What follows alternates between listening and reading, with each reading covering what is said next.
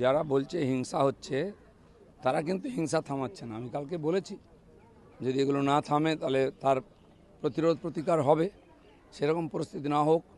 BJP সারা ভারতবর্ষে রাজ করছে, প্রত্যেক ইলেকশনে জিততে কাউকে না ধমকানো চমকানো, না কারো গায়ে হাত তোলা, না কারো জিনিসপত্র লুট করা আমরা করি না।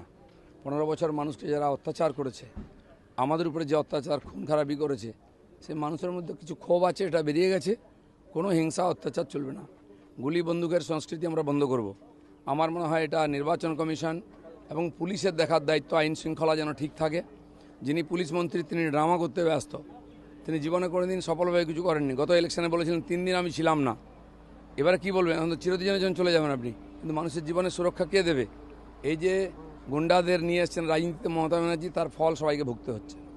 তৃণমূলের গোষ্ঠীদ্বন্দ্বে বলি ইন্টালি থানা সংলগ্ন এলাকায় কুপিয়ে খুন করার অভিযোগ।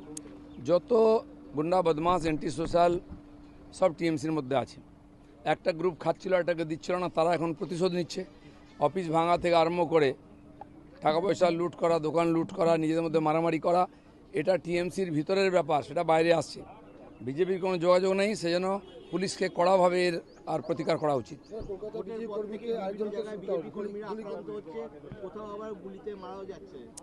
এই সব বন্ধ করতে হবে।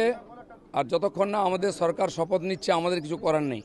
পুলিশ প্রশাসন আছে এবং নির্বাচন কমিশন আছে, তাদের দেখা উচিত যেন গন্ডগোল না হয়। না, কিছু জায়গা এবং কিছু লোক আছে, তারা সব ব্যাপারে সুযোগ নেয়, উৎপাত করে, ভয় দেখায় এবং তারা আবার বিজেপিতে ঢোকার চেষ্টা করছে। আমরা টাইট করে দরজা বন্ধ করেছি। আর আমি বলে দিচ্ছি আমাদের কর্মীদের, এইসব লোকের সঙ্গে সম্পর্ক রাখবেন না। কোনো নেতা যেন এই অ্যান্টি সোশ্যালদের পার্টিতে এন্ট্রি না দেয়, তাহলে তার উপরেই হিসাব হবে। গতবারে অনেক ঢুকেছিল, এবারে যেন না ঢোকানোর চেষ্টা করেন কেউ।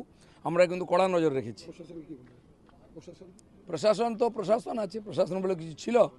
পুলিশের বন্ধুরা খোলা হাত পেয়েছেন, আপনাদের হাত কেউ বেঁধে রাখেনি। আপনারা কিন্তু এদের হাত আটকান, নাহলে কিন্তু ঘটনা উল্টো দিকে চলে যাবে।